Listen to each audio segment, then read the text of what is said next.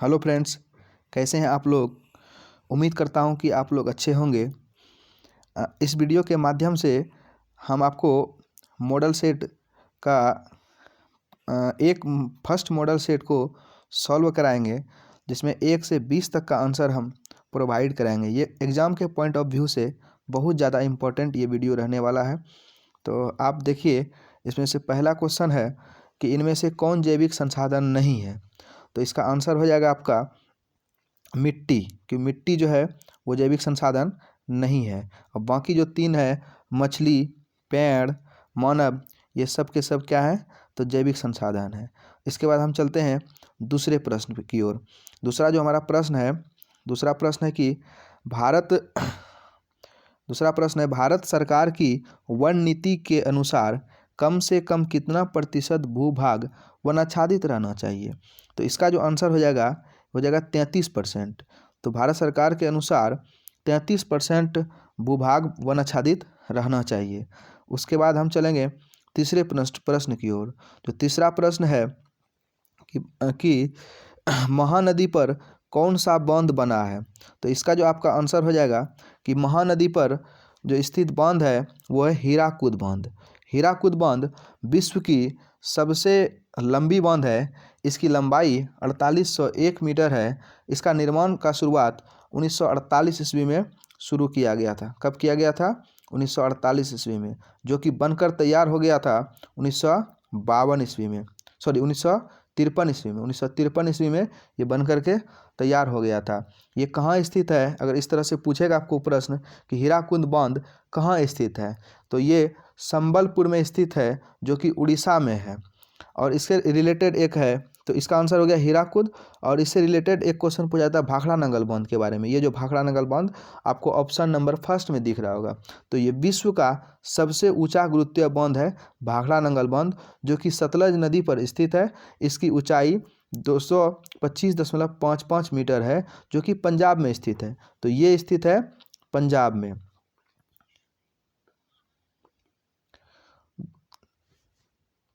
Sorry, ये जो भाखड़ा नंगल बांध है इसकी ऊंचाई 225.55 मीटर है, जो कि पंजाब में स्थित है। और हीराकुद बांध उड़ीसा में स्थित है।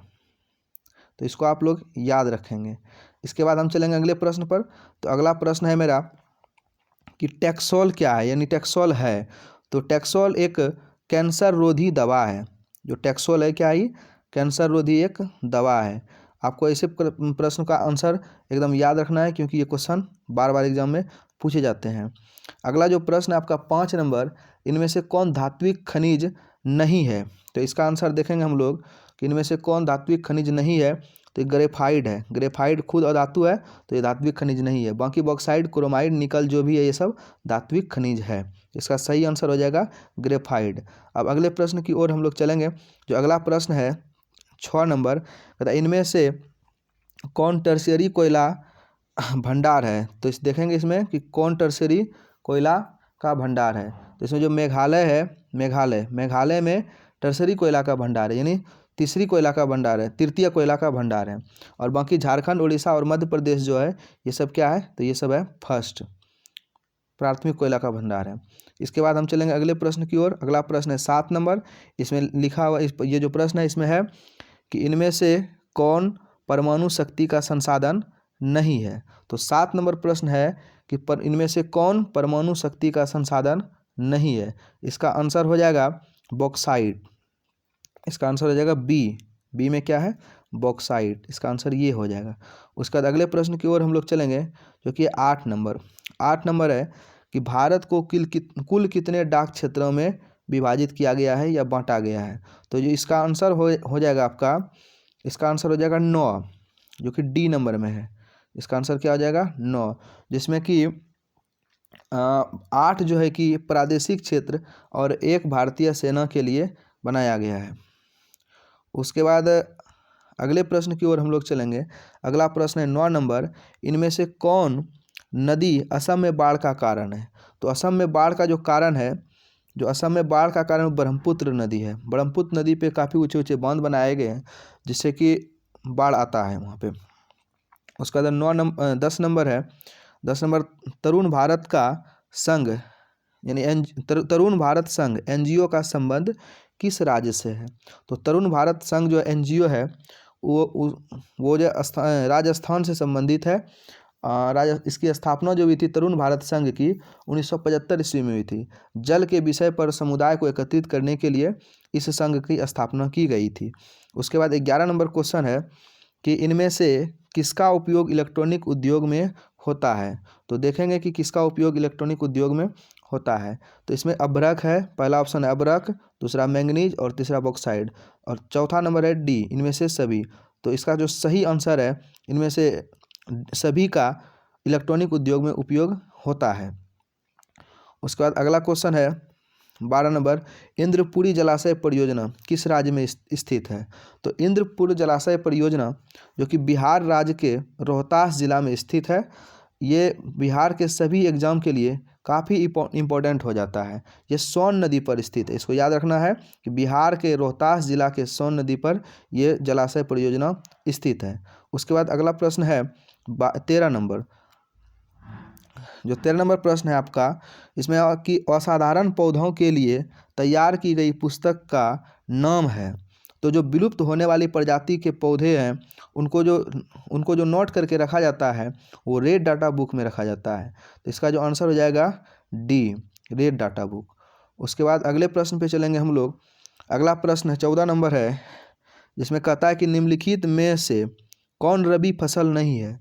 तो इसमें देखेंगे आप लोग कि गेहूं जो है रबी फसल है, चना भी आपका रबी फसल है और सरसों भी आपका रबी फसल है, लेकिन चावल जो है ये खरीफ फसल है। तो इसका सही आंसर हो जाएगा सी, यानी चावल। 14 का क्या हो गया? सी। उसके बाद अगले प्रश्न पे चलेंगे हम लोग।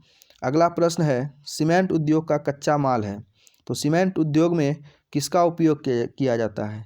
यही हुआ इसमें ये कहना चाह रहा है। तो इसमें देखेंगे कि चूना पत्थर इसका आंसर हो जाएगा।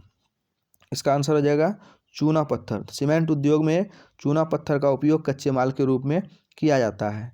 उसका चलेंगे अगला प्रश्न पे हो। अगला प्रश्न है 16 नंबर। 16 नंबर प्रश्न है कि कोंकण रेल परियोजना का संबंध किस राज्य से है? तो कोंकण रेल एक रेल परियोजना है जिसका संबंध महाराष्ट्र से, गोवा से, केरल से, सभी राज्य से है। तो इसका जो सही आंसर हो जाएगा क्या हो जाएगा आपका? डी, सभी राज्य से संबंधित है। इनमें से जो ऑप्शन है सभी राज्य से संबंधित है कोंकण रेल परियोजना। उसके बाद जो अगला प्रश्न है 17 नंबर। 17 नंबर प्रश्न है कि 1992 में रियो डी जेनेरो में क्या हुआ था? तो इसको हम जानेंगे। तो इसका आंसर हो जाएगा पृथ्वी शिखर सम्मेलन। तो पृथ्वी शिखर सम्मेलन 1992 में रियो डी जेनेरियो में हुआ था, जिसमें कुल 172 देशों ने भाग लिया था। ये भी आपसे पूछा जा सकता है कि प्रथम पृथ्वी सम्मेलन में कितने देशों ने भाग लिया था? तो कितना देशों ने लिया था? 172 देशों ने लिया था। इसको आप लोग याद रखेंगे। उसके बाद चलेंगे हम लोग अगले प्रश्न पे। अगला प्रश्न है 18। इसमें लिखा है, क्वेश्चन है, प्रश्न जो आपसे पूछा जाता है वो है कि भारत में सर्वाधिक कौन सी मिट्टी पाई जाती है? तो इसको आप लोग याद रखेंगे कि भारत में सर्वाधिक जो पाई जाने वाली मिट्टी है वो जलोढ़ मिट्टी है। तो भारत के कुल क्षेत्रफल का 40% भाग पे, 40% भूभाग पे केवल और केवल जलोढ़ मिट्टी पाई जाती है। उसके बाद अगला प्रश्न है, भारत का पहला जल विद्युत संयंत्र कहाँ लगाया गया था? तो अगर ये प्रश्न आपके एग्जाम में आता है तो आप लोग इसका आंसर करेंगे सी करेंगे, दार्जिलिंग। तो भारत का पहला विद्युत संयंत्र दार्जिलिंग में लगाया गया था, इसको आप लोग याद रखेंगे। और दूसरा पूछेगा तो दूसरा शिव समुद्रम कर्नाटक में लगाया गया था, और पहला जो दार्जिलिंग है ये पश्चिम बंगाल में है, वेस्ट बंगाल में है, इसको याद रखेंगे। इसकी जो क्षमता है 130 मेगावाट, 130 मेगावाट इसकी क्या है? क्षमता है। ये जो दार्जिलिंग में लगाया गया है इसकी क्षमता 130 है। उसके बाद आज के वीडियो का जो लास्ट प्रश्न है, एक बिहार में उर्वरक कारखाना कहाँ स्थित है? तो इसको आप लोग याद रखेंगे कि बिहार में जो उर्वरक कारखाना है वो बरौनी में स्थित है। ये बरौनी से रिलेटेड एक और प्रश्न है जो कि एग्जाम में पूछे जाते हैं कि बिहार में एक तेल शोधक कारखाना कहाँ है? तो वो भी बरौनी में है, इसको आप लोग याद रखेंगे। तो आज के वीडियो का ये लास्ट प्रश्न था। अब अगला वीडियो इसी तरह से आएगा। 4 वीडियो में हम इस मॉडल पेपर 1 को पूरी तरह से सॉल्व करेंगे। इसका सब लगभग मतलब सब आंसर सही रहेगा। धन्यवाद।